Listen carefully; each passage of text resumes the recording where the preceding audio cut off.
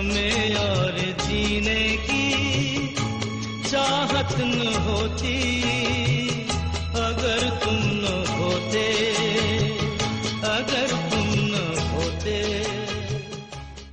जी हाँ, भारतीय film industry के लेजेंड अदाकार राजेश खन्ना को शायद अपनी मोहब्बत की जुदाई का गम खा गया, इसीलिए उन्हें मजीद जीने की चाहत ही न रही। अगर तुम न होते।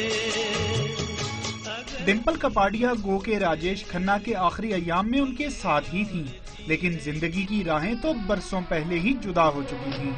मुझको गम है तेरी जुदाई का, रंज है अपनी बेवफाई का। जतिन खन्ना 29 दिसंबर 1942 को भारतीय पंजाब के इलाके अमृतसर में पैदा हुए। फिल्म इंडस्ट्री में कदम रखने के लिए जतिन खन्ना राजेश खन्ना बन गए।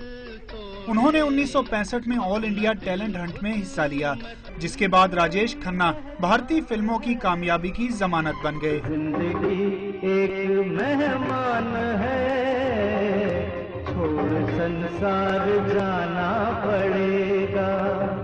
जिंदगी प्यार। बढ़ती हुई उम्र, कमजोरी और बीमारी के बावजूद आखिरी अय्याम में भी उनके चेहरे पर वही मखसूस मुस्कुराहट थी जो किसी दौर में बेशुमार लड़कियों का दिल धड़का दिया करती थी।